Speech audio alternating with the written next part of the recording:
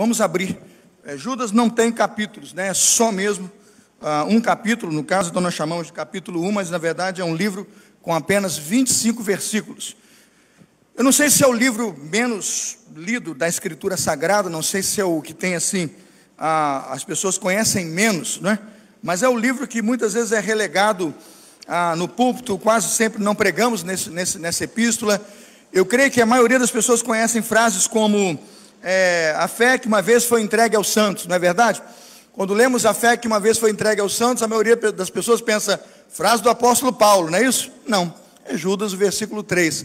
Uma outra expressão muito bonita que nós lemos, você pode ver aí, Judas no finalzinho, tem uma doxologia que eu acho fantástica, ele diz assim, né?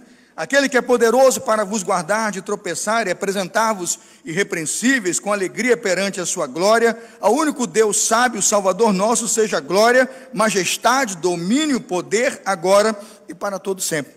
Quando eu leio uma doxologia como essa, eu me emociono porque pergunto, quem podia inspirar um assunto desse? Só o nome do Senhor e só o nosso Deus poderia dar, através de um homem simples, como era Judas, uma palavra como essa. Pensando na carta menos lida, eu quero convidá-lo a ler hoje e durante todo o mês, a epístola de Judas. Nós vamos até o último domingo de agosto nela, mas eu queria hoje meditar apenas nos versículos 1 e 2. Vamos lá então? Judas 1 e 2. Eu vou ler o 1 e os irmãos o 2. Já entenderam? Digo amém. Então vamos lá, vamos ler a palavra do Senhor. Judas, servo de Jesus Cristo, irmão de Tiago, aos chamados, santificados em Deus Pai e conservados em Jesus Cristo.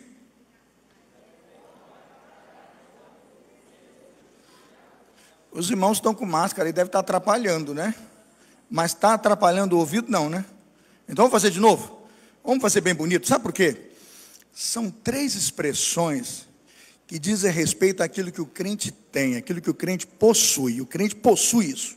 Essa grandeza está no crente, esse poder está no crente. E quando um crente lê uma palavra como essa, eu quero dizer o seguinte, os céus assumem a responsabilidade de tornar isso real. Essa palavra não é de homens, é a palavra de Deus, amém? Então quando você disser essas 3 verdades, diga, é isso que eu tenho, é isso que Deus deu para mim. Eu vou ler de novo 1 e vocês vão ler o 2, bem forte, a uma só voz. Vamos de novo? Judas, servo de Jesus Cristo, irmão de Tiago, aos chamados, santificados em Deus Pai, conservados em Jesus Cristo.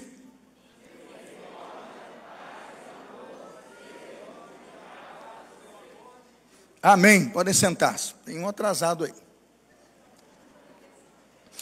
O livro menos conhecido da Bíblia, com certeza talvez seja um dos livros para ser considerado um dos mais poderosos.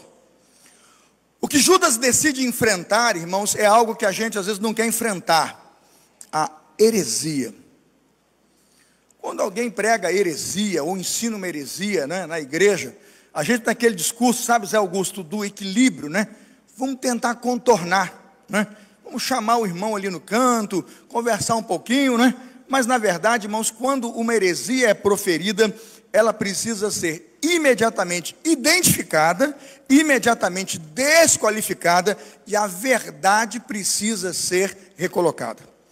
A carta de Judas, na verdade, tem esse tom, então, de subir o patamar e de jogar assim palavras muito fortes, porque Judas sabia que se permitisse que aquelas heresias que estavam já comumente sendo aceitas pelo povo de Deus, se a encontrassem um lugar na comunidade de fé, elas seriam perigosamente devastadoras. Para passar um recado assim um tanto quanto forte, um recado assim, eu chamo de xarope margoso, ele começa muito educado, muito polido, e é em cima dessa polidez, dessa educação e desses elogios que eu vou pregar hoje. Eu vou deixar a parte mais difícil para o pastor Henri e para o pastor Lucas, não é isso, pastor Henri? Eles que vão tomar o assunto mais complicado, negócio de Assunção de Moisés, Enoque, eu estou deixando tudo com eles. Mas eu vou pegar os 2 primeiros versículos para passar aos irmãos o que eu acho bacana do texto, quando ele trabalha com polidez, uma introdução que demonstra, primeiro, quem nós somos em Deus e o que nós temos de Deus e o que nós recebemos de Deus. Pensando nisso, eu começo então entendendo claramente o texto, que este livro e esta epístola tem implicações muito sérias para a nossa vida e para a nossa igreja hoje. Por quê? Porque ele fala que é impossível exercer uma profissão sem praticar aquilo que profissionalmente eu aceitei desenvolver ou me chamei como profissional. Se eu sou médico, eu vou clinicar. Se eu sou carpinteiro, vou carpir, vou montar móveis de madeira, vou trabalhar com madeira. Se eu sou um construtor, vou edificar casas. Quando Judas escreve a epístola, o que ele está dizendo é que você não faz e não exerce nenhum tipo de profissão sem prática. Para Judas, ninguém pode desenvolver credo sem conduta. Ou seja, o que Judas está dizendo é que crença doutrinária afeta o comportamento ético. Como você crê determina, na verdade, como você decide julgar as questões. Como você crê vai nortear o caminho pelo qual você toma decisões. Quem está dizendo isso? Judas. Que Judas é esse? E aí? Que Judas é esse? Quando nós não pregamos muito em Judas, ou não lemos muito a carta de Judas, parece que a gente tem de fato um preconceito com o nome. Eu vou falar a verdade para vocês. Eu tenho mesmo. Quando eu leio Judas aqui, não adianta você querer cobrar de mim. Na minha cabeça vem um traidor. É mais forte do que eu. Hoje à tarde eu orei para o Senhor e falei: Senhor, tira da minha imagem esse traidor. Eu fico vendo Judas, o Judas que eu vejo é aquele Judas triste, chorando, arrastando aquela corda, indo para se enforcar. É a imagem que eu tenho, porque o nome Judas virou, de fato, uma pessoa ruim. E eu tenho um trauma com Judas. Eu lembro que eu era estudante lá da escola José do Patrocínio, lá em Campos, né? Você não conhece não, né? Interior do Norte Fluminense. O pessoal de Campos está me ouvindo agora lá. Eu saía da escola José do Patrocínio, ia para casa, aí tinha lá o dia de Judas. Não tinha o negócio de malhação de Judas? Não tinha isso? Eu era criança, o pessoal pendurava aquele Judas no poste e tal. Eu passei numa rua, estava lá um Judas caído no chão, tinham feito um Judas com meia, com calça jeans, né, com blusa e tal. O Judas todo montado de boneco. Aí eu via todo mundo malhando o Judas, fui dar um chute no Judas. Mas o Judas era tão leve de meio que quando eu fui chutar o Judas, o pé dele subiu e eu chutei o meio fio. Eu quase quebrei os 5 dedos do pé. Aí eu logo falei, quando eu lembro de Judas, eu lembro do meu pé doendo e falo: Judas é coisa ruim mesmo, né? Ô troço complicado. Quando nós olhamos para a história do Evangelho, na verdade, Judas vem de uma origem muito boa, o nome é extremamente poderoso e glorioso, mas conseguiu o traidor de Jesus tirar de um nome comum, como se fosse Judas naquela época seria Manuel, talvez José, não é? Não sei, um nome bem comum. Judas era um nome comum, como era Judá. Mas quando Judas comete aquele impropério de traição contra Cristo, o nome passou a desaparecer, né, da vida das pessoas. Judas, como um nome, tinha um significado muito simples, louvor. E na verdade Judas é tão simplesmente a cristianização do nome Judá. É a ideia de trazer o Judas, o Judá hebraico para a língua dos gregos, ou seja, por isso então a palavra Judas, mas é a mesma raiz, o mesmo sentido. Quem é esse Judas aqui? Não é o Iscariotes. Quem é esse Judas aqui? Não é o Tadeu. O Judas Tadeu, discípulo de Jesus, o apóstolo. A Bíblia afirma, logo na sua introdução, o próprio autor se identifica, ele diz assim: Judas, servo de Jesus Cristo, irmão de quem? Vê se consegue acompanhar pelo menos o texto bíblico, Rodrigo. Judas capítulo 1, versículo 1. Judas, servo de Jesus Cristo, irmão de Tiago. Aqui já eliminou, irmãos, muita coisa do que a gente pode tentar discutir aí na teologia daqueles que ficam procurando pontos e contrapontos na história dos textos bíblicos. Judas, irmão de Tiago, irmãos, certamente é o Judas, irmão de Jesus, né? Ou o meio-irmão de Jesus, né? Tecnicamente o irmão de Jesus, porque teria sido Maria, o ventre que o próprio Deus usou pelo Espírito Santo para gerar Jesus. Esse meio-irmão de Jesus escreve essa carta e se apresenta, agora veja, sem qualquer presunção de dizer: eu sou irmão de Jesus, né? Tem muita gente que se prevalece da função, né? Do cargo ou do status de ter alguém importante na sua família. Não era o caso de Judas. Ele entra com uma carta simples, diz que ele é irmão de Tiago, e quando nós lemos, por exemplo, Mateus capítulo 13, 55, Marcos 6, versículo 3, logo entendemos que esse indivíduo só pode ser e é meu irmão de Jesus. Porque sabemos que ele não é o Judas Tadeu, por exemplo. Aí você diz, por que não é? Primeiro, porque não era irmão de Tiago. E segundo, veja Judas 1,17. Judas 1,17. Ele diz assim: mas vós, amados, lembrai-vos das palavras que vos foram preditas por quem? Pelos apóstolos, né? O versículo 17, foram preditas pelos apóstolos. Ele está falando de terceiro. E como ele não está no grupo dos apóstolos, ou ele não se coloca no versículo 17 como do grupo de apóstolos, logo sabemos, então, que este Judas é de fato irmão de Jesus, e com simplicidade e humildade não se apresenta como tal, e dá logo as direções e credenciais do que ele espera referendar a sua carta. Eu quero iniciar então pensando, porque ele usou 3 saudações importantes para identificar o seu destinatário. Judas, irmãos, ele não gosta de placar apertado. Judas não gosta de empate e não gosta de mais ou menos assim, ganhar de diferença de um gol, não. Judas, ele quer ganhar de goleada. Se você lê a epístola toda, Judas não tem 1 a 1, né? O que eu chamo de 1 a 1? O camarada fala assim, bom, aí o outro, mal. O que o outro camarada fala? Bem, bom, ruim, bem, mal, né? O cara fala dia, o outro fala noite. Eu falo, deu empate. É 1 por 1. Judas, quando quer explicar o evangelho, ele nunca usou a tese e antítese, ele não usa. E ele não usa a ideia de 2 para 1. Ele usa 3 a 0, né? O tempo todo, você vai ler a carta, pode olhar para o texto, e você vai perceber que quando ele vai defender um argumento, ele vai usar 3 coisas que identificam, ou 3 visões que identificam uma questão. Quando ele identificou o destinatário, quais são as 3 características? Ele disse, Judas, servo de Jesus Cristo, aos chamados, veja, aos santificados, ou então aqui, amados de Deus, e guardados em Jesus. Você encontra pelo menos 3 expressões em Judas, versículo 1, chamados, amados e guardados. E logo depois, quando ele vai dizer como ele deseja que Deus os abençoe, ou como eles são abençoados, ele diz, misericórdia, paz e o quê? Misericórdia, paz e amor. E se você continuar lendo, todas as vezes que ele for colocar uma pessoa que cometeu um equívoco, que a compara como sendo alguém do mal, ele disse, igual a fulano, beltrano e ciclano, ou fez isso como isso e aquilo, o tempo todo. Ele é de goleada, né? 3 a 0, ou então o sermão de 3 pontos, né? É interessante porque você vai até o final da epístola, percebendo que ele enfatiza o argumento sempre com 3 pontos importantes que marcam a percepção de sua carta.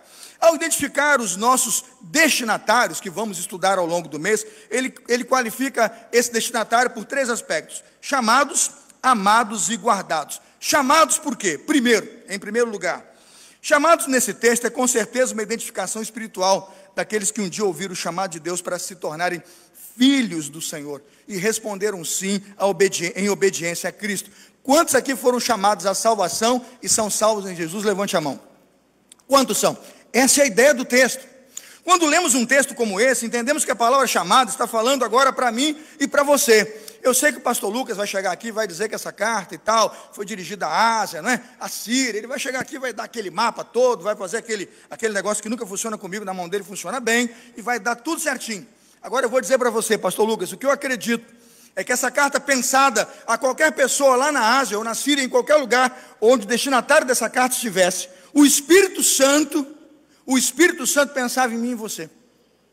É assim que eu creio, é assim que eu percebo que quando Judas escreve esta carta, ele tem como, na verdade, um tipo de cristão e um público muito definido, mas ela visa alcançar a cada um de nós e a todos nós que fomos chamados e guardados em Cristo para os alertas que ele quer dar, o principal deles, batalharmos pela fé e lutarmos para conservar e guardar uma fé tão poderosa que recebemos e que as heresias, se permanecerem no meio da comunidade, vão destruir. Quando penso em chamado, eu viajo então no tempo e fico pensando, o que a palavra chamado significa? Eu vou deixar a palavra grega para o Henri traduzir, bonitinho, né? Ele vai dizer o tempo verbal e tudo isso, porque o tempo aqui corre. Mas eu quero dizer que a palavra chamado, na minha memória, significa o chamado de Adão. Quando Adão em desobediência estava, ele não foi até Deus, foi Deus que foi a Adão e disse, Adão, onde estás? O que eu estou entendendo na carta de Judas à igreja e aqueles irmãos que estão desejosos de ouvir uma palavra de exortação sobre aquele tempo é que chamados são aqueles que ouvem a voz de um Deus que recoloca a igreja e todo homem na direção do seu caminho. O que Judas está dizendo é que ao dirigir uma carta aos chamados vocês são chamados? Continue ouvindo o chamado de Deus. Eu vejo o chamado de Deus quando chamou Abraão e disse, Abraão, sai da tua terra e da tua parentela para uma cidade e um lugar onde eu vou te mostrar. Eu vejo a palavra chamados e vem na minha memória o chamado de Moisés que vendo o Senhor, vendo uma sarça que queimava e não se consumia, Moisés respondeu, Êxodo 3:4, eis-me aqui, Senhor. O que eu estou entendendo é que, na verdade, quando Judas aponta o destinatário da carta dos chamados, ele tem em mente todos aqueles que ao longo da história do relacionamento com Deus e com a fé em Deus foram chamados e ouviram a voz do Senhor e ouviram o evangelho pelo qual receberam. Imagina o Jeremias narrando o seu chamado. Jeremias vai dizer, Jeremias capítulo 1, versículo 5, que antes mesmo dele estar no ventre da sua mamãe, o Senhor o havia chamado para ser profeta. Jeremias capítulo 1, versículo 7. É como se você dissesse, o Benjamim hoje, que nasceu agora, o netinho do Davi, filho do Davi Pedro e da Juliana, pode ser chamado hoje para ser um homem de Deus, para servir a Deus, porque Deus chama quem Ele quer. O que eu estou entendendo nesse texto, meus amados irmãos, é que Judas está despertando a sua igreja para que nos lembremos da voz que ouvimos quando um dia Deus nos chamou, tal qual chamou a Pedro e André no mar da Galileia e disse: vinde após mim e eu vos farei pescadores de homens. A palavra chamado me lembra que eu sou chamado a ser cristão. A palavra chamado me lembra que eu sou chamado a ser ovelha. Veja João capítulo 10, versículo 27. João 10, 27 diz assim: as minhas ovelhas ouvem a minha voz, eu as conheço e elas me seguem. As minhas ovelhas ouvem a minha voz, eu as conheço e elas me seguem. Quando eu digo para alguém que ouviu o chamado de Deus, alguém pode dizer: você está perturbado, você está ouvindo vozes. Não, eu ouvi a voz de Deus. Tão certo como o ar que eu respiro, tão certo como a vida que vivo hoje aqui e vivo pela fé, eu posso dizer: um dia o Senhor me chamou a ser pastor, um dia o Senhor me chamou à salvação, um dia o Senhor me chamou a ser ovelha. Quantos que estão aqui ouviram, entenda bem claramente, a voz de Deus e aceitaram o convite de Deus para serem santos, salvos em Cristo Jesus? Levante a mão. Quantos? É a prova de que Deus continua chamando. Aí você pergunta: pastor, para quem essa carta final? O senhor gastou horas para dizer. Eu digo: a parte histórica eu vou deixar com o Lucas. Eu quero dirigir a você a parte espiritual. Essa carta é para você. Não deixe essa carta guardada dentro do baú do seu carro. Não deixe essa carta escondida numa gaveta da cozinha e tire no domingo quando vem à igreja, até porque os pastores quase não pregam nessa carta. Tire essa carta da gaveta e durante a semana, de segunda a sexta-feira, leia esses 25 versículos. Dá para ler todo dia o capítulo de novo. E você vai começar a entender quantas riquezas, quantas grandezas há no reino de Deus que são dirigidas a você. Por isso, para mim, talvez o melhor destinatário que Judas poderia dar a essa carta é para vocês chamados, que continuam ouvindo o chamado de Deus e continuam respondendo com zelo o chamado do Senhor, porque se você é minha ovelha, a minha ovelha ouve o meu chamado. Em segundo lugar, ele apresenta, versículo 1, essa carta dirigida, Judas 1, versículo 1, aos chamados, e depois ele diz assim: amados por Deus. Fazendo uma análise da palavra amados, a expressão aqui é um verbo, amados está conjugado no passado perfeito. Se está conjugado no passado perfeito, a expressão expressa de fato que esses amados estão no círculo do amor de Deus e são o alvo do amor de Deus, ou seja, sem dúvida, são o alvo direto e específico desse amor. Quem é o alvo do amor de Deus? Você vai dizer assim: quem é o alvo do amor de Deus? Pastor, os eleitos. Aleluia, mas quem são os eleitos? Afinal de contas, quem que Deus amou? A quantas pessoas Deus ama? E você diz assim: Deus ama este aqui e aquele não. É esta visão que Deus deu lá na cruz do Calvário, quando derramou o seu sangue por todos aqueles que podem crer nele pela fé. O que é justificação pela fé, senão a capacidade do indivíduo olhar e pela fé crer que aquele sacrifício é perdoador e capaz de perdoar e solucionar o problema do seu pecado? Quando vejo uma expressão como essa, eu entendo que o amor de Deus é dirigido ao mundo inteiro. João 3,16 diz assim: porque Deus amou o que, irmãos? O mundo, de tal maneira que deu o seu Filho unigênito, para que todo aquele que nele crê não pereça, mas tenha o que, irmãos? A vida eterna. Quando vejo a expressão amados do Senhor ou amados por Deus, eu entendo que esta carta é dirigida ao mundo, é dirigida às nações e todos aqueles que estão ouvindo o chamado de Deus e se reconhecem abençoados pelo amor do Senhor. 1 João capítulo 4, versículo 10 diz assim: nisto está o amor, não em que nós tenhamos amado a Deus, mas que Ele nos amou a nós e enviou seu Filho para a propiciação pelos nossos pecados. Quando entendo ser amado do Senhor, eu entendo o que está em 1 João capítulo 2, versículo 2. Ele é, diz a Bíblia, a propiciação pelos nossos pecados. E não somente pelos nossos, mas também pelos pecados do mundo inteiro. Quando vou então ler uma carta como essa, não a quero reduzir a um grupo de cristãos numa comunidade de 2 ou 3 paredes. Esse teria sido o seu objetivo claramente primeiro. Esse terá sido o objetivo principal ali, ao mandar uma carta, sabendo Judas o nome, o lugar e quem leria e quantos a ouviriam. Mas eu quero tirar essa carta desse cativeiro e trazê-la para nós hoje a uma liberdade espiritual e a pensar que esta carta, quando está aqui publicada na minha Bíblia, num livro que eu tenho uma capa preta bonita de couro, numa página com folhas tão bacana, numa tradução que para mim é magnífica, que é a Revisada e Fiel, eu olho para esta carta e digo, se ela não é para mim, ela não me serve. Se ela não é para a nossa igreja, que utilidade terá? Documentário histórico, nós temos um monte, livros para nós lermos aí sobre a história da igreja, nós temos milhares de grandes comentaristas. Eu quero olhar para essa carta e dizer, eu sou o alvo do amor de Deus, esta carta é para mim, foi o Deus que morreu na cruz do Calvário e me amou, que trouxe a mim vida eterna e salvação. Em terceiro lugar, irmãos, ele faz a trilogia, eu já disse, Judas não é de empate, nem de placar pouquinho, né? Judas é do Santos, gosta de ganhar de goleada, né? Aliás, o Santos não ganha nada faz tempo, né? Não é à toa que é o peixe, nada. Fazendo piada com o meu próprio time para você não ficar ofendido. Domingo passado eu fui mexer com o Flamengo ali, o Moisés quase me pegou aí no celular, né, Moisés? Moisés ficou mandando lá para mim, lá mandaram até carro, vermelho e preto. É brincadeira, Moisés, aquilo é coisa de pastor.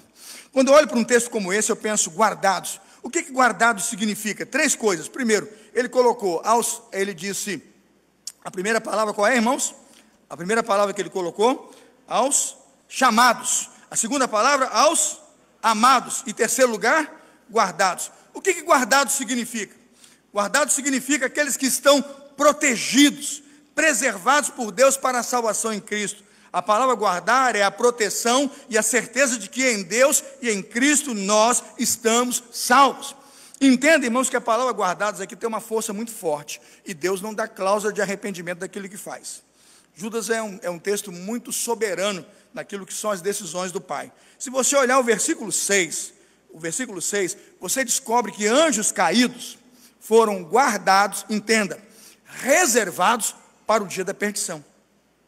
Se você ler, por exemplo, o versículo 13, o texto é muito forte, irmãos. O versículo 13 de Judas, você verá que os falsos mestres estão guardados, reservados para o dia da condenação. Quando eu li isso, me assustei. E entendi que Deus já sabe, Vitor, que essa gente aqui não vai se arrepender. Deus é soberano. Se Deus sabe que Jeremias, no ventre da sua mãe, vai ser profeta, Deus sabe que aquele cidadão ali é cabeça dura e que ele não vai se dobrar. Por isso Deus coloca e diz, esse já está guardado para o dia da perdição. O que Judas está dizendo é que um salvo em Jesus, que aquele que se arrependeu e pela fé abraçou o evangelho da cruz, é guardado em Jesus com um poder e com uma autoridade que o mundo não pode tirar. Que poder é esse? Veja João capítulo 10, versículos 27 e 28. As minhas ovelhas ouvem a minha voz, eu as conheço, elas me seguem. O chamado. Agora, depois do chamado, vem a ideia de guardado. Veja João 10, 28. Eu dou-lhes a vida eterna, nunca hão de perecer, e ninguém o quê? As arrebatará da minha mão. Tenta tirar uma pessoa da mão de Deus, não tira. Tenta tirar essa pessoa da mão poderosa do Senhor, não tira. Eu tinha um tio, não sei se minha tia Aurelina está aí me ouvindo, não sei se o Emerson, meu primo lá de Macaé, está me ouvindo, eu tenho família em Macaé. Eu tinha um tio chamado Antônio Batista, ele era motorista de caminhão. Pai do Emerson, o marido da Aurelina, ela depois separou-se dele. E quando eu era muito menino, o Antônio Batista era motorista de caminhão, muito forte, ele trocava pneu com uma facilidade de quem troca pneu de carro, né? Você imagina um homem levantar um macaco de caminhão e sozinho ali, mano, mexer naqueles parafusos, tu trocar um pneu. Já tentou? Né? Eu não consigo nem levantar a chave para trocar, quanto mais aquele pneu. Eu lembro do meu tio pegando o parafuso, colocando na mão dele, dizendo para nós tentarmos pegar o parafuso. Era bonito ver o titio, irmãos, com o braço assim estendido, e pendurava Emerson aqui, eu aqui, e ainda havia a Fabiane, e outro pendurava para tentar ver se a mão dele abria e saía lá o parafuso. O homem era forte, mas muito forte mesmo. Quando eu olho para um texto como esse, a pergunta que eu vejo que nós fazemos é: um crente nas mãos de Deus pode ser retirado do poder e da autoridade de Deus? Nunca, irmãos. O que Judas está dizendo é que o poder e a autoridade do nosso Deus é tão grande que Deus, é isso que significa El Shaddai, senão você vai dizer El Shaddai com a boca vazia. Eu quando digo El Shaddai, eu encho a boca, Deus Todo-Poderoso. O que Judas está dizendo é que guardados em Deus estão preservados e já têm, não vão ter não, já têm a vida eterna. Eles estão morando aqui, mas já vivem no céu. Eles estão morando aqui, mas já estão a caminho da glória. Eles estão morando aqui, mas o endereço deles está pronto na eternidade. Amém, irmãos? A expressão guardados aqui ela é tão poderosa e tão forte, que é como Paulo canta e exorta Timóteo a dizer: no fim da minha jornada eu vivi, porque a vida de um crente guardado em Deus vale a pena. Ele disse: eu sei quem tenho crido, também sei que é poderoso para o que, irmãos? Guardar. Para guardar o meu depósito até aquele dia. 2 Timóteo capítulo 1, versículo 12. Quando então olhamos para essa tríade de palavras pelas quais o Judas está dirigindo a sua carta, a pergunta é: essa carta é para você? Essa carta é para mim, irmãos. Chamados, amados e guardados. Vamos repetir? Chamados, amados e guardados. Quantos aqui são chamados, amados e guardados? Digam sim. É para você essa carta. Aí essa carta para você significa o quê? Significa que se ela é para você, ela não é para um monte de gente. Significa que se ela é para você, ela vai excluir todas aquelas pessoas que não são como você. Se você não é chamado, se você não é guardado, e se você não é um amado de Deus, Judas vai dizer: essa carta não é para você. Quem são essas pessoas? Dá uma olhada no versículo de número 3. Ele vai dizer: procurando eu escrever-vos. A quem? Guardados, amados e chamados. Agora, contra quem? Cuidado para essas pessoas não desviarem a sua fé e não tirarem você desse time. Quem são? Ele coloca no versículo 16. Dá para colocar Judas 16, no versículo 16? Ele diz assim, Judas 16. Vamos ver se a gente vai conseguir colocar. Essas pessoas vivem o quê, irmãos? Primeira característica: se queixando. São os queixosos. Segunda característica, irmãos: descontentes. E seguem os seus próprios desejos impuros. Essa é a diferença. Você quer saber o destinatário? Guardados, amados e chamados. Você quer saber quem não vai dar ouvidos e é contra quem essa carta vai ser dirigida, e para, digamos assim, identificar aqueles que não são nossos e estão no meio de nós? Eles são queixosos, descontentes e o tempo todo seguem os seus próprios desejos. Aí você diz: pastor, mas vamos ser mais claro e vamos entender como a gente pode personificar essas pessoas. Você vai encontrá-la no corredor murmurando o tempo todo, né, Angélica? O tempo todo. O camarada nunca acha bom nada, é queixoso, né? O culto é ruim, a igreja é ruim, o trabalho é ruim, a revista é ruim, a lição é ruim, a imagem é ruim, o indivíduo não contribui. Eu assisti o culto hoje das crianças, tomei um susto, Josi.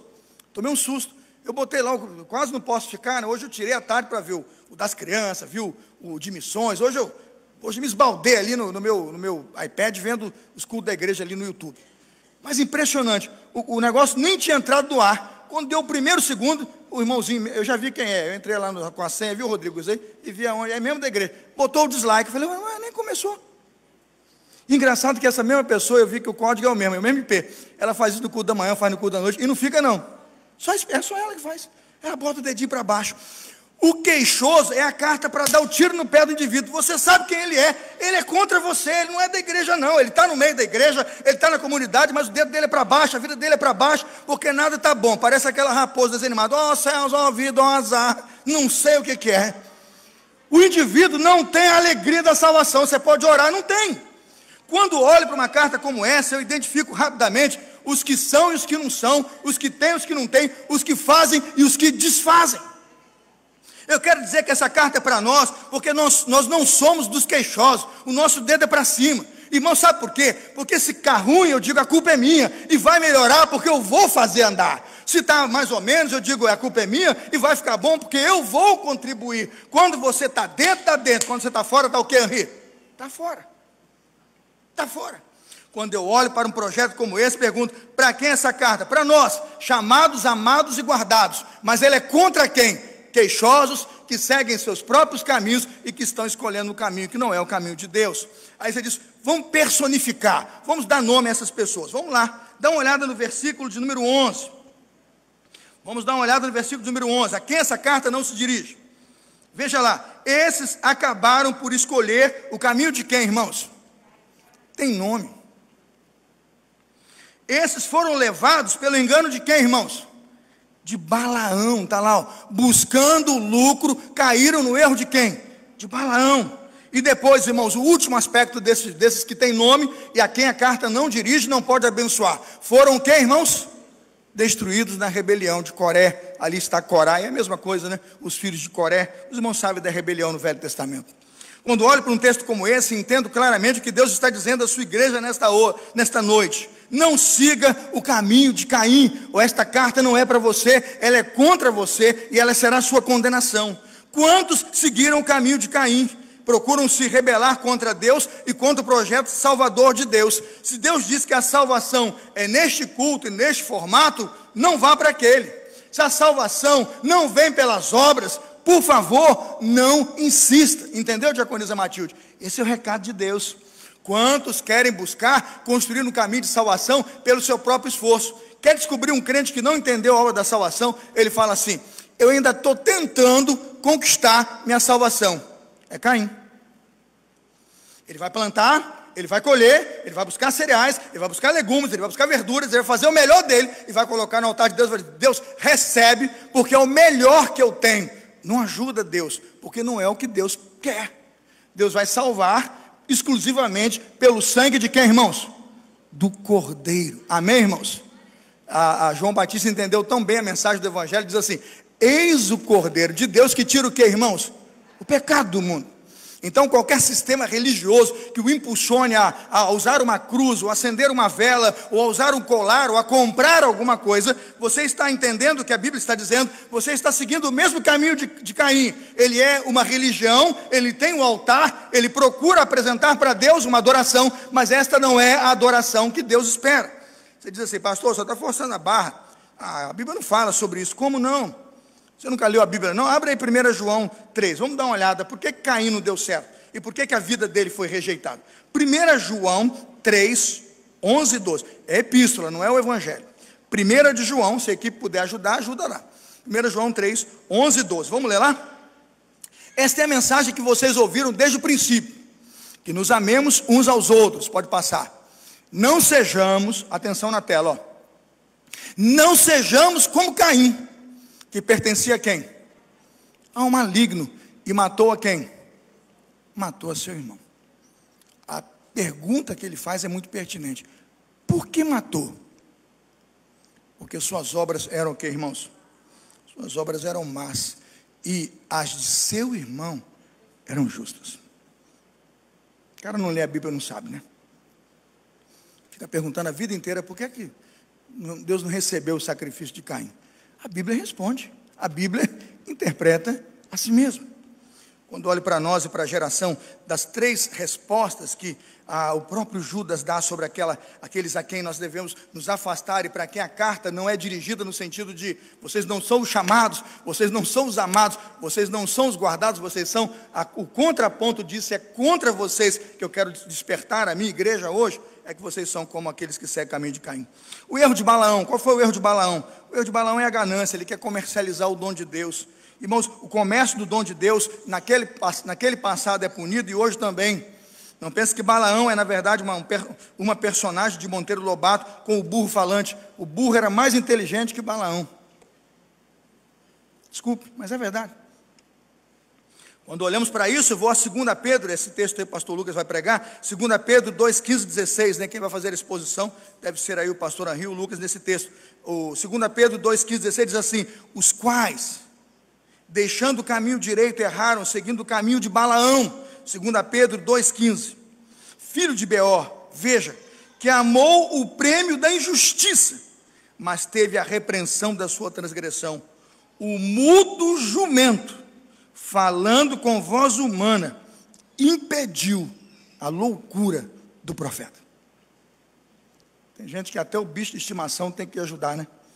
Porque o cara é tão cabeça dura, que às vezes, está aqui, o jumento está mais conectado com Deus, está mais capaz de comunicar alguma coisa de Deus do que ele, que está absolutamente cego, irmãos, cego pelo dinheiro que estava ali querendo ganhar com aquela situação. E por fim, irmãos, a revolta de Coré. Por isso que eu disse a vocês que sempre será uma tríade, não é? Ele sempre fala 3, né? Caim, Balaão e Coré. O Judas é de goleada, é 3-0, viu? É santista mesmo, pode botar aí, né? 3-0. E ele diz: quer saber de coisa ruim? Caim, ele fala Balaão, mas ele termina com Coré. Quem foi Coré? Coré é aquele que se rebelou contra a autoridade de Moisés. Coré se esqueceu que ao se rebelar contra a autoridade de Moisés, ele cometeu rebelião contra Deus. Henry, como que o povo esquece das coisas hoje? E Deus está amassando, da boca fica torta, do nariz fica torto, da casa fica torta, mas o camarada não se toca de que se levantar contra a autoridade daquele a quem Deus está usando, ele está indo contra quem, irmãos? Contra Deus. O nosso alerta hoje, despertamento a você, é que esta carta é para você, veja, chamado, amado e guardado, mas ela é um alerta contra aqueles que são, que, irmãos? Queixosos. Entendeu o esquema do texto? E que estão, por serem queixosos e absolutamente insatisfeitos, trilham o caminho de Caim, o caminho de Balaão e o caminho de Coré. Estes, irmãos, nunca se encontrarão com o Senhor. E a sua pergunta é: pastor, mas como nós sabemos que vamos nos encontrar com o Senhor e recebemos essa graça de Deus? Eu concluo o sermão aqui. Se nós somos chamados, e somos, se nós somos amados por Deus, e somos, se nós somos guardados por Deus para a salvação, e somos, como sabemos e sentimos isso no dia a dia de nossa vida? Não é somente quem nós somos, agora, que determina a nossa fé, mas é o que nós temos. Compreende? Chamados, guardados e amados é quem nós somos. Agora ele diz assim: sobre a vida de vocês, eu quero 3 coisas. E aí eu vou entender agora o que nós temos: misericórdia, paz e amor. Repita comigo: misericórdia, paz e amor. O que isso diz para mim? Mais uma vez, Judas ganha de goleada. Misericórdia. Em sua misericórdia, Deus não nos dá o que merecemos, visto que lançou sobre o seu Filho o castigo que nós merecíamos. O que Judas está dizendo é: agradeça todos os dias, porque Deus teve misericórdia de vocês quando chamou vocês para a salvação. O ato bonito de Deus é chamá-los até a cruz, atraí-los pelo poder da cruz e dizer: eu escolhi ter misericórdia de quem eu decidi ter misericórdia. Por isso ele diz: bem-aventurados os misericordiosos. Eles imitam a misericórdia de Deus. Segundo lugar, paz. Uma pessoa não convertida está em guerra contra Deus, vive rebelião contra Deus, e nós só temos paz com Deus porque Cristo rompeu esta rebelião e encerrou esse caminho de rebelião. Hoje temos absoluta paz com Deus, e digo mais, irmãos, paz completa. Paulo vai dizer: justificados, pois, pela fé, temos paz com Deus. Terceiro e último lugar, e vamos concluir a mensagem: amor. Judas disse que se nós somos chamados, guardados e amados do Senhor, nós temos misericórdia, paz e amor. O que é o amor? É a demonstração do amor de Deus na cruz do Calvário, dirigida a todos nós, igreja de Cristo. O que Cristo está dizendo é que os apóstatas vão pecar, aqueles que são falsos profetas vão pecar, aqueles que são como Caim, como Coré e como Balaão vão pecar e vão se desviar, mas aqueles que são guardados em Cristo serão seguramente conduzidos por Cristo para o dia da sua salvação. A sua pergunta: pastor, como o senhor pode crer nisso? Porque o tempo todo o Evangelho ensina isso. Vamos tentar entender o amor de Deus da seguinte forma. Eu vou contar essa história e vou terminar aqui o sermão, para a gente tomar a ceia do Senhor. Pense comigo, nós estamos aqui arrumados, perfumados, banco acolchoado, isso aí é um tecido bonito, né? Imagine que você está aqui todo bonitinho e entra por essas portas aqui agora trabalhadores que trabalham igual você é assistente social, você é médico, professor, bancário, advogado, você tem seu trabalho, ele tem o dele. Ele trabalha numa pocilga, imagina, ele trabalha numa pocilga, né? Ele está lá cuidando de uma vara de porcos, e lavagem, comida, e fezes, e ração, e aquela coisa toda, aquela bota, né, alta, aquela roupa toda, mas ele decide vir direto do trabalho, quando muitos fazem, né, Alexandre? Gente que vem aqui direto do trabalho para as reuniões. Já vi Alexandre chegar aqui, ó, suado, correndo, vim direto, Avenida Brasil, né, Alexandre? Imagina que esses irmãos começam a entrar, trabalhando o dia inteiro numa pocilga, se sentam aqui e se sentam aos montes, uns 100 aqui dentro. Como é que vai ser isso? Você não vai gostar. Eu me lembro, Angélica, quando nós íamos para Corumbá, não sei se você se lembra, a gente estava indo de Campo Grande para Corumbá, nós passamos numa região, né? E de repente um cheiro grande invadiu o carro, mas invadiu, era Corumbá não, era São Gabriel do Oeste, onde mora a Hilde, né? E de repente um cheiro forte invadiu o carro. A gente não tinha carro com ar-condicionado que fecha, isola a parte de fora, o cheiro entrava todo. Aí nós sentimos aquilo, Angélica, as crianças: eu que isso, pai? Eu não sei. Aí chegamos na casa da minha irmã, ali no quilômetro tal, tem um pedaço ali de uns 20 minutos que dá vontade de vomitar. Ela disse: é que tem umas pocilgas ali. O camarada cria porco na beira da estrada. Mas, irmãos, é porco mesmo. É uma porcaria aquele negócio. É muito porco. Você gosta de carré, você imagina o trabalho que dá para ter uma fazenda daquela. O cheiro é de matar. O que eu estou dizendo é que se qualquer pessoa daquela entrasse aqui e se sentasse, nós teríamos um problema. Entre você todo arrumado e perfumado e ela mal cheirosa, a ideia era mais ou menos dizer assim: você não está em condições de participar do culto. Você devia ter se qualificado, colocado uma roupa melhor, tentado solucionar a situação, porque do jeito que você está, não dá para aguentar. Aí a ideia de ou fica ele ou fico eu, não é assim? Porque não tem condições, e você vai dizer isso mesmo. E eu, como pastor, vou fazer uma reunião diaconal, uma assembleia, para decidir a hora daquele pessoal assistir o culto e você, porque a convivência será insuportável. O que o Evangelho propõe é a ideia de que nós, quando chegamos diante de Deus, entenda agora, nós somos como pessoas que vêm de uma pocilga, irmãos. Entendeu agora? Pega Deus, irmãos, e faça uma figura de Deus hoje, entendendo a santidade de uma linguagem. Pensa Deus com as suas vestes brancas, irmãos, branquinha, branquinha. A santidade de Deus é tão pura, é tão santa, é tão grande, tão grandiosa, que o mais branco que você imaginar, ou o mais limpo que você imaginar, ou o mais perfumado que você imaginar, imagine, esse é Deus. E você é aquele indivíduo que há 2, 3, 4 anos está numa pocilga, não toma banho. Você está numa pocilga, irmão, chama pecado. Você está numa lama. O salmista Davi vai dizer: tirou-me de um charco de lodo e aflição, tirou-me de um lamaçal de pecado. Salmo 40, colocou os meus pés sobre o quê? A rocha. É você tentando chegar para Deus, sabe, Vitor, todo assim, sujo, e dizendo: Deus, eu te amo. Eu pergunto, tem condições?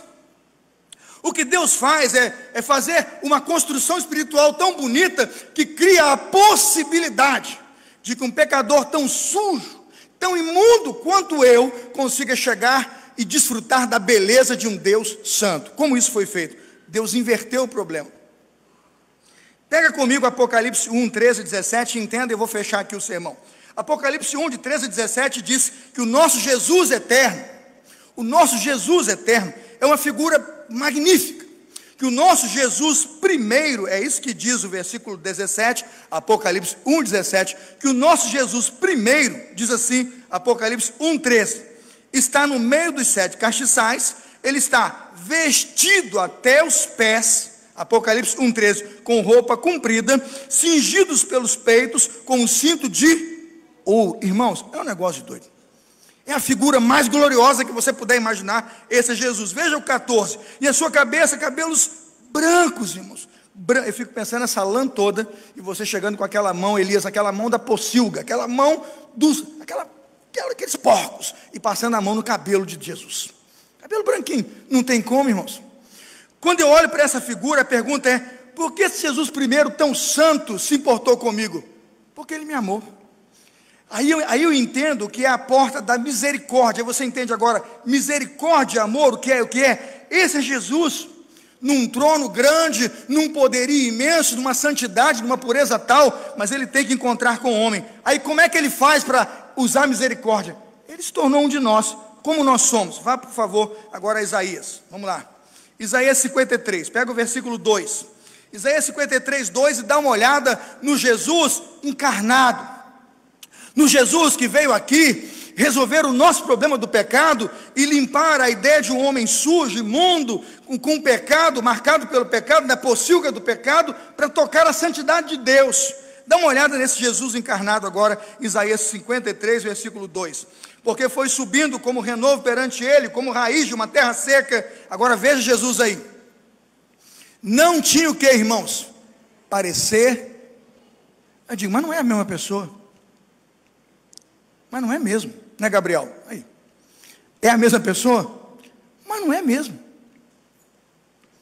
É o Verbo encarnado. E olhando nós para ele, não vimos o que, irmãos? Beleza nenhuma. Dá uma continuada no versículo 3. Era desprezado, rejeitado entre os homens. Homem o que, irmãos? De dores. Aí você pergunta, por que Jesus se tornou essa figura, quando a primeira e eterna figura de Deus é uma figura tão gloriosa? Para nos identificar, para mostrar o melhor retrato, Marta, de nós mesmos. É como se nós víssemos a nossa face no espelho e nos perguntássemos todo dia o que o pecado faz conosco. Versículo 5 diz assim: mas ele foi ferido por causa das nossas transgressões e moído por causa das nossas iniquidades. O castigo que nos traz a paz estava sobre ele. Ao terminar essa mensagem hoje, olho e pergunto: é glorioso olhar o recado e dizer assim: chamados, amados, guardados. Mas é muito importante entender, não é?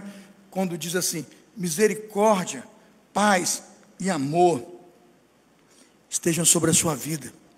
O que isso significa? Isso significa, irmãos, que um Jesus Cristo puro, santo, é Deus eterno, príncipe de toda a história, desceu aqui, se identificou com as nossas misérias, para nos tirar lá do fundo do poço, do lamaçal do pecado, e nos resgatar como filhos de Deus de novo. Diz assim: pastor, mas não tem conexão Apocalipse com Isaías e a questão da pocilga? Não tem, mas o texto que eu vou dizer tem. Lucas 15, 22, quando tentaram explicar o reino de Deus, e os homens precisavam entender sobre o reino de Deus, Lucas capítulo 15, versículo 12, diz que tinha um moço, que tinha um pai, e tinha muitos bens. Esse moço pediu do pai todos os bens, e bens maravilhosos. Imagina que ele tinha roupas, anéis, sandálias, dinheiro. E esse moço que tinha bens, roupas, anéis, sandálias e dinheiro, Lucas 15, 12, saiu um dia pelo mundo, e diz que ele não sabia o que fazer com os bens, irmãos, e gastou tudo, diz a Bíblia, dissolutamente. Mas a Bíblia diz mais, que esse moço que gastou tudo, perdeu toda a sua renda e foi levado a trabalhar como apacentador de porcos, Lucas 15, 15. E a pergunta que eu faço é: por que Deus o coloca lá naquela pocilga dos animais mais impuros para o judeu e o tira de lá de volta do pai, mas não o coloca com a mesma roupa diante do pai? Porque não serve.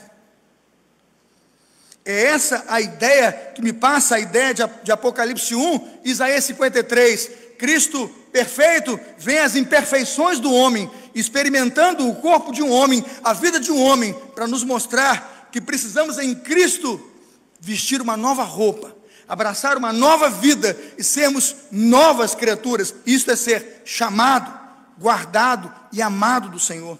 Quando aquele filho, Lucas 15, 22, voltou para casa, o pai disse: com a roupa que você está não serve, com o cheiro que você traz não serve, com a cultura dos porcos não serve. Mas o pai disse: tragam a melhor roupa, vestiu, ponde-lhe um anel na mão e alparcas nos pés. E assim mataram um grande bezerro e celebraram a volta de um filho que estava entre os porcos, estava morto e reviveu, estava perdido e foi achado. Ao ler a epístola de Judas, capítulo 1, versículos 1 e 2, há que lembrar o cristão hoje: nós somos chamados, amados e guardados. Mas a que custo, irmãos? A que custo? A misericórdia, a paz e ao amor de Deus, que nos foram multiplicados. Se Deus nos amasse uma vez só, ou um pouquinho só, perdidos estaríamos por toda a eternidade. Mas a Bíblia diz que o nosso Deus nos amou primeiro, capaz esse amor de nos trazer novas roupas, de nos trazer de volta a dignidade um dia perdida, de nos trazer de volta a dimensão da vida espiritual para a qual fomos chamados. Por isso Judas, o grande servo de Deus, diz que esta graça, que esta misericórdia e que esta paz vos sejam multiplicados. A pergunta que fiz ao terminar essa mensagem mesmo foi: multiplicados por quê? Seria a graça de Jesus insuficiente? Multiplicado por quê? Ela precisa se multiplicar porque o que eu tenho não é satisfatório ou capaz de suprir. Imagine se a paz tem que ser multiplicada. Entenda, então a paz que desfruto hoje não é absoluta. Imagine se a misericórdia pela qual fui alcançado não é suficiente, não é plena. Não é essa a ideia. Mas a ideia de que, como esta graça me alcançou, como eu fui chamado pela cruz e pelo evangelho da cruz, eu posso hoje multiplicar, através do Luiz, através da Angélica, através do Henri, através da Raquel, através do Benito, não é isso? E vamos aí de nomes em nomes, dizendo que nós somos chamados, nós somos amados por Deus, e quando desfrutamos deste amor e levamos este amor a alguém, graça, paz de Deus vos sejam multiplicados. É como olhar e entender o recado de Jesus, aqueles que ouviram as parábolas da ovelha perdida, da dracma perdida e do filho perdido. Estavam perdidos, foram achados. Com grande alegria foi o céu celebrou, porque a Bíblia diz: há muito mais alegria no céu por um pecador que se arrepende. Eu quero terminar essa mensagem orando por você que está aqui hoje.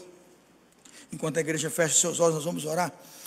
E quem sabe não tem conseguido hoje sentir essa alegria e a certeza da salvação em Jesus. Eu queria pedir que você hoje abrisse o espaço para que o Espírito Santo confrontasse você e você entendesse com que poder o Evangelho chegou a você, com que grandiosidade o amor de Deus chegou a alcançar você, irmão, sua casa, sua família. Se você hoje é chamado, amado de Deus e guardado para o dia da salvação, a minha perspectiva para você é que graça, que paz, que misericórdia, paz e amor, essa expressão, vos sejam multiplicados. Se você acha que tem um pecado que Deus não possa perdoar, você não entendeu o que é misericórdia. Se você acha que Deus existe, mas não se importa com você, você não entendeu o que é amor. O amor de Deus foi dirigido a você, como eu preguei, dirigido a você e todo aquele que nele crê, não perece, irmãos, não perece, mas tem a vida eterna.